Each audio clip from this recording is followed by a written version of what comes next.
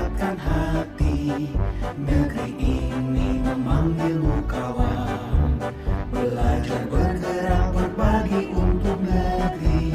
Guru penggerak majukan pendidikan, guru penggerak menghamba pada murid, kreatif rancang pembelajaran, hargai potensi tingkatkan prestasi, lahirkan profil pelajar Pancasila. Belajar bergerak berbagi untuk negeri, kita menjalin kolaborasi. Belajar bergerak berbagi untuk negeri, demi bakti pada Ibu Pertiwi.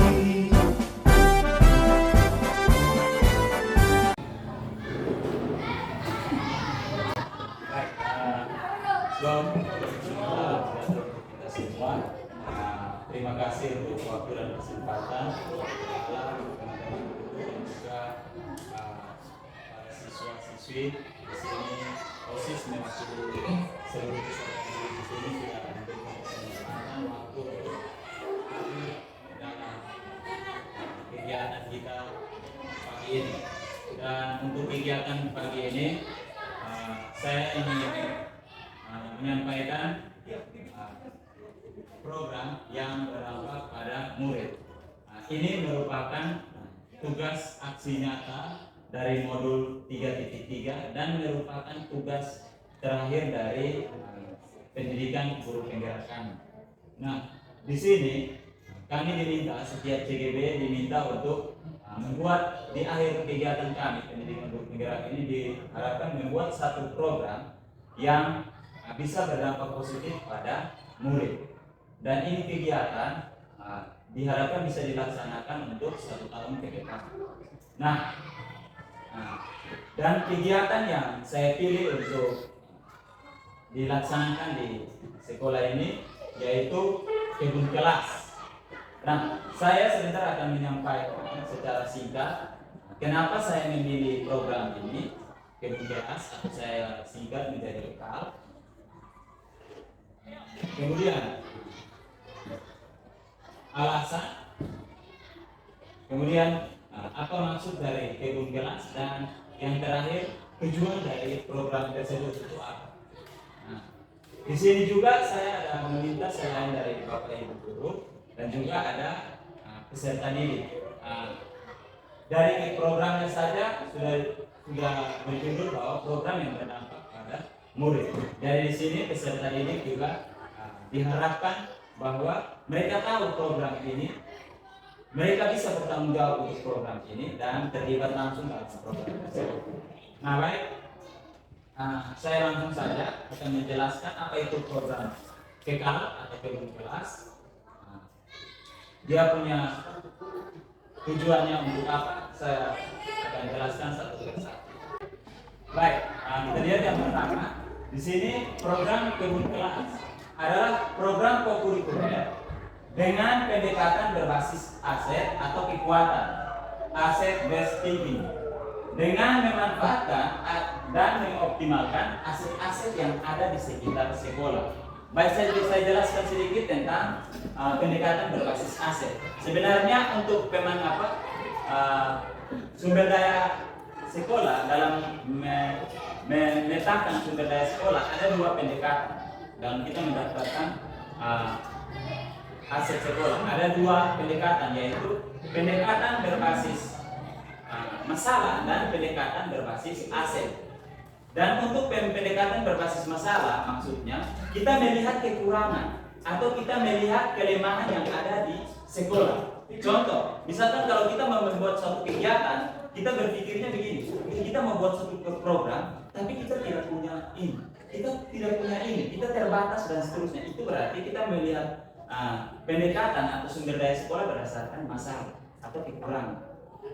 Kemudian yang kedua yaitu pendekatan berbasis aset. Nah, kalau pendekatan berbasis aset berarti kita melihat apa yang dimiliki di sekolah dan aset tersebut yang kita maksimalkan atau kita manfaatkan secara optimal. Begitu.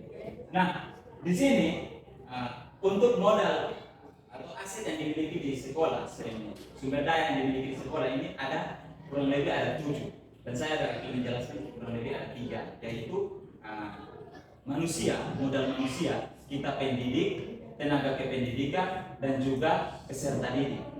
Kemudian ada modal finansial. Modal finansial berarti mengenai keuangan.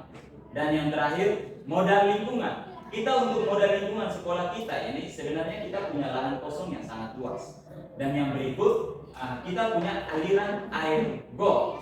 Dan air got ini kita lihat rata-rata hampir setiap hari itu dia mengalir. Begitu. Dari 2 aset yaitu lahan kosong dan juga aliran air got yang kita miliki, saya ingin memanfaatkan aset tersebut untuk membuat program kebun kelas. Begitu. Nah, di sini kebun kelas artinya setiap kelas memiliki kebunnya masing-masing. Ditanami beberapa jenis sayuran yang menarik bagi peserta didik dan sesuai dengan kebutuhan. Nah, baik, dinamakan kebun kelas supaya di sini ini saya ingin bekerja sama dengan Bapak Ibu guru, wali kelas dan juga dengan OSIS. Begitu. Nah, di sini wali kelas kita bertanggung jawab, setiap siswa bertanggung jawab untuk kebun kita masing-masing, untuk setiap kelas kita masing-masing. Saya juga mengajak para siswa-siswi keterwakilan dari OSIS untuk mereka tahu dan mereka bisa terlibat aktif dalam program tersebut. Nanti OSIS yang hadir ini, keterwakilan OSIS yang hadir ini juga bisa menyampaikan kepada pengurus OSIS yang lain. Dan dari pengurus OSIS yang lain bisa disosialisasikan setiap kelas, dari kelas 71 sampai kelas 92. Begitu. Nah, apa yang akan ditanami, apa yang akan buat selanjutnya itu nanti diserahkan sepenuhnya kepada OSIS. Mereka yang akan terlibat langsung di dalam dan bertanggung jawab sepenuhnya dari program tersebut. Kita, Bapak Ibu guru, akan sebagai fasilitator. Kita akan memfasilitasi dan menuntun mereka yang terlibat aktif di dalam dan langsung bertanggung jawab untuk program tersebut. Di sini saya sampaikan juga bahwa karena program ini baru dimulai, maka saya buat ini kebunnya masih kita tanami adalah jenis sayuran terlebih dahulu. Kita belum melebar untuk tanaman yang lain. Kita masih fokus dulu untuk di jenis sayuran. Dan jenis sayuran diharapkan untuk nanti dalam diskusi OSIS nanti kita cari sayuran yang umurnya itu jangka pendek, begitu. Artinya cepat dipanen, seperti itu. Nah, di sini nanti akan bekerja sama dengan OSIS.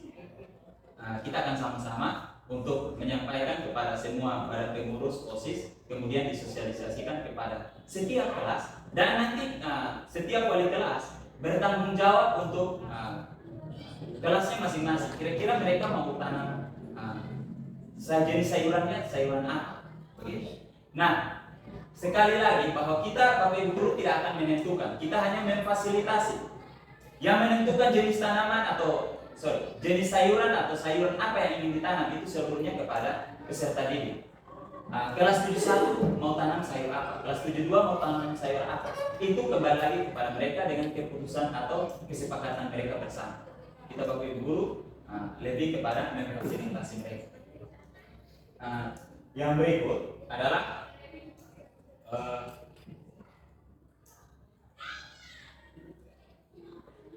oke. Dan untuk kegiatannya itu tidak hanya menanam, tetapi diharapkan dengan menanam ini peserta didik juga harus bisa bergotong royong, berkebun dan bertanggung jawab serta kreatif dalam mengelola program kebun kelas yang dijalankan. Di awal saya sudah bilang bahwa sepenuhnya atau tanggung jawab ini akan diberikan kepada OSIS serta didik untuk melaksanakan program ini. Kemudian dengan adanya pemanfaatan kebun kelas sebagai akses pembelajaran di luar kelas, diharapkan guru dan peserta didik akan lebih akrab dengan lingkungan sehingga menumbuhkan rasa cinta dan terhadap lingkungan sekitar. Dan yang terakhir yaitu tujuan. Tujuan dari program ini adalah warga sekolah bisa memanfaatkan aset abiotik yang seperti tadi sudah saya sampaikan, yaitu aliran air got dan juga lahan kosong yang ada ini kita bisa manfaatkan dan mengajarkan kepada warga sekolah, kita semua warga sekolah, bahwa untuk mencintai dan merawat alam serta melatih keterampilan dan kepemimpinan peserta didik yang bertanggung jawab. Di sini diharapkan dengan kegiatan untuk program ini kepemimpinan peserta didik juga secara otomatis dilatih. Mereka yang akan sendiri mengelola sampai bertanggung jawab dari awal kegiatan, dari mulai menyiapkan lahan, menanam sampai memanen. Kira-kira ini hasil mau diapakan, itu semuanya menjadi tanggung jawab dari OSIS. Seperti itu. Dan untuk awalnya nanti untuk dia punya bibit dan lain-lain itu nanti diadakan seperti itu. Oke, baik. Jadi sekian penjelasan tentang program kebun kelas, seperti apa dan tujuannya untuk apa. Sekian yang dapat saya sampaikan. Terima kasih. Mungkin ada tanggapan dari Bapak Ibu guru, anak-anak wali, mungkin pertanyaan atau tanggapan atau masukan terhadap program kebun kelas ini untuk bisa dilaksanakan ke depannya lebih baik. Saya sangat harapkan masukan atau tanggapan dari Bapak Ibu guru atau para peserta didik. Mungkin peserta didik juga bisa berbicara karena nanti kalian yang akan terlibat langsung dan bertanggung jawab untuk program tersebut. Dan mungkin saya sampaikan sedikit, sudah akhir, tapi mungkin saya sampaikan sedikit bahwa program kebun kelas ini juga bisa menjadi salah satu program P5, yaitu gaya hidup berkelanjutan. Nah, ini mungkin bisa menjadi pertimbangan atau kedepannya untuk tahun depan mungkin program ini bisa diangkat dalam kegiatan atau program P5 tahun depan seperti itu. Oke, baik. Sepenuhnya saya ucapkan terima kasih. Jika ada masukan, dipersilakan. Baik. Terima kasih. Poin terakhir yang baru saja disampaikan P5, memang program ini masuk di P5. Tapi dalam perencanaan kita kemarin itu dia hanya 3 kegiatan, saya tidak salah ya. Jadi kalau kita tunggu ya, kami tinggal berapa 1 bulan lagi kita masuk di tahun depan 2024. Sementara posisi kita menyusun program sekolah itu di tahun pelajaran. Tahun pelajarannya kita akan masuk tinggal 1 bulan lagi. Ketersediaan daya dukung tadi yang sampai SDM-nya, kemudian ada 2 hal lagi, ketersediaan lahan dan juga yang lain-lain.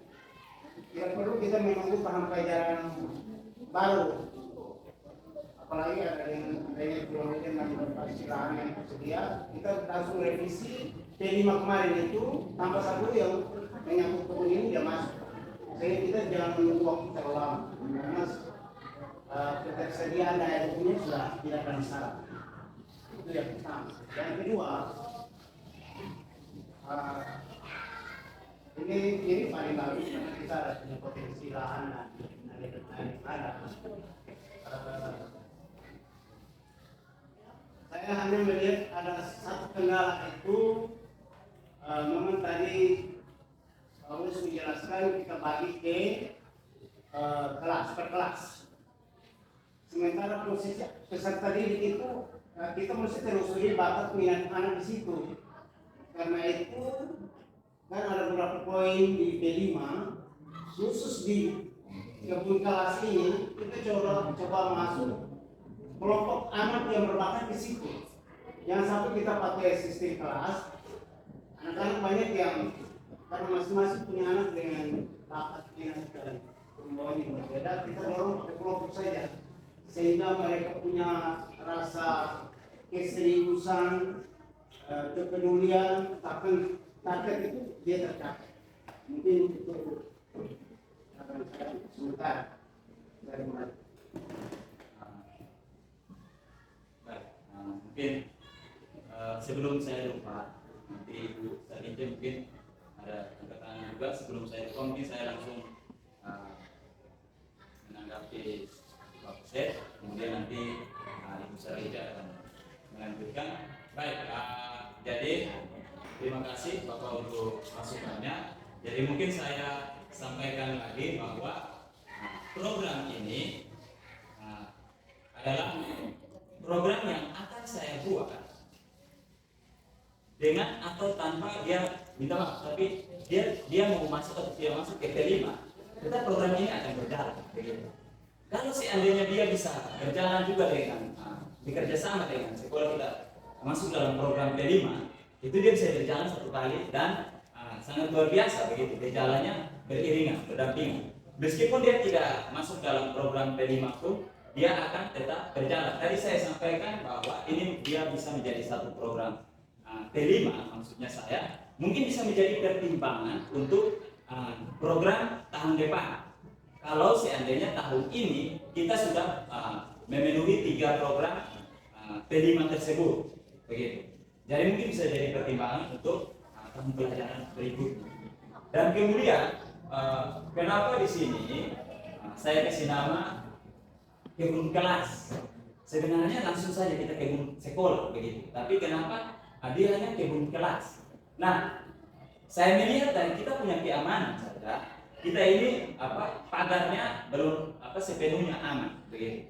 Kita masih terbuka. Sehingga kemarin waktu saya sampaikan program saya dalam kegiatan guru kegeran itu, saya sampaikan dia kebun kelas, maksudnya kita memanfaatkan lahan ini dan dibatasi dulu untuk pekarangan kelas begitu. Jadi kita memanfaatkan teras-teras. Kemarin saya sampaikan bahwa kita akan memanfaatkan polybag ataupun pot-pot bunga, sehingga dia ini kita menanam ini di polybag atau pot-pot bunga yang kita bisa susun di depan kelas atau di teras. Kemudian untuk keamanannya saat setelah selesai pulang sekolah kita bisa amankan ke dalam kelas.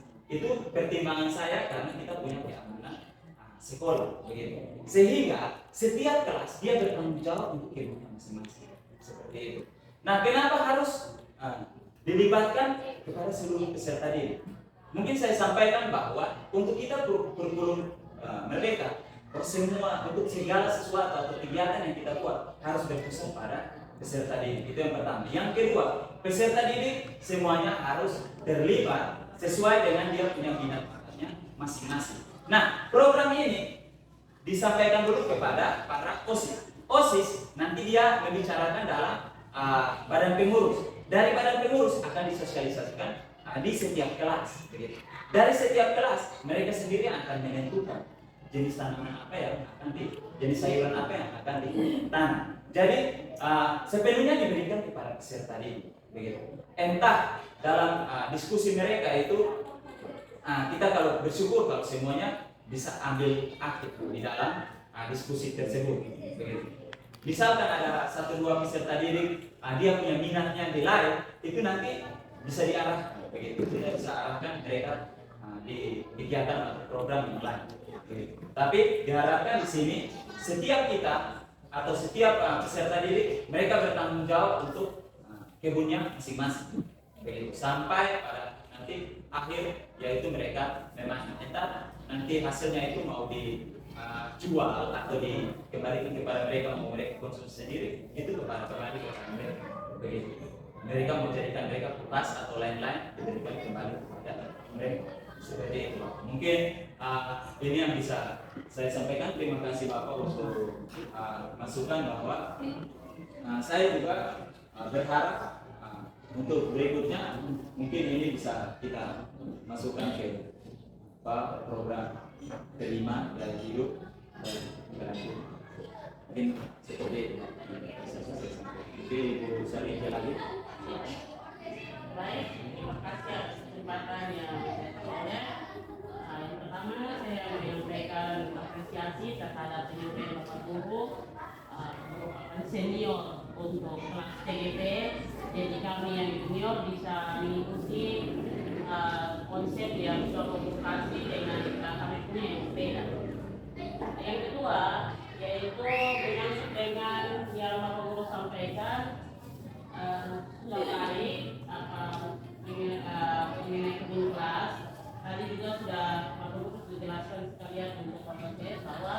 menyangkut dengan keamanan. Jadi kita tidak mungkin pakai lahan terbuka di luar. Kita bisa pakai area teras untuk tanam dengan media pot atau polybag. Tambahan saja dari saya, kalau bisa media tanamnya kita jangan pakai media tanam. Saya pernah nonton di Facebook itu kita pakai media air, kita tanam hidroponik begitu. Jadi di dalam media air itu ada sayuran plus ada ikannya di dalam.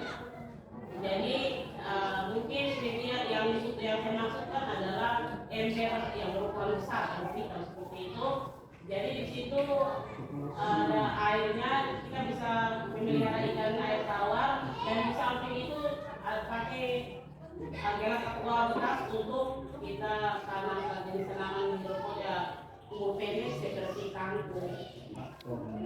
Ya seperti itu. Jadi untuk penanganan bencana kemudian untuk orang yang rusak atau lain sebagainya itu bisa diminimalisir, bisa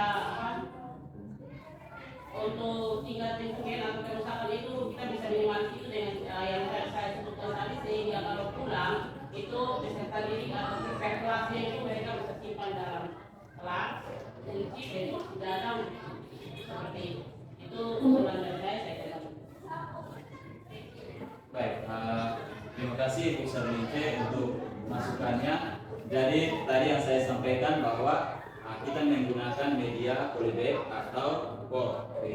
Nah di sini ada usulan dari Bu Sarmince bahwa kita bisa menggunakan media hidroponik seperti itu. Jadi nanti kita kembalikan lagi kepada para peserta didik, para pengurus OSIS. Kita mau menggunakan media tanam seperti apa? Mau menggunakan pot atau polybag atau menggunakan hidroponik seperti itu. Ya itu jangan para OSIS ini berpikir itu hidroponik, kita berdengarkan seperti apa. Nanti Bapak Ibu guru akan memfasilitasi, membantu untuk memberikan pengetahuan tentang cara menanam. Nanti dia punya kita mesti menggunakan tanah seperti apa, atau kita menggunakan pupuk dan kita menggunakan hidroponik itu seperti apa, itu nanti kita bisa bekerja sama dengan OSIS dan juga wali kelas, dan kita Bapak Ibu guru mungkin bisa berkolaborasi dalam membimbing dan kita punya presentasi seperti itu. Baik, terima kasih Bu Sarmince. Mungkin ada Bapak Ibu guru yang lain. Semua dulu. Ayo. Bakal calon penggerak.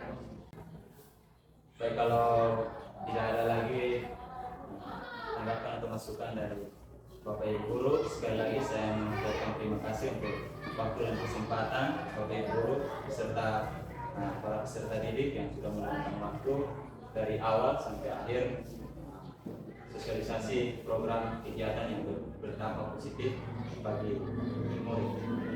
Saya mengucapkan terima kasih.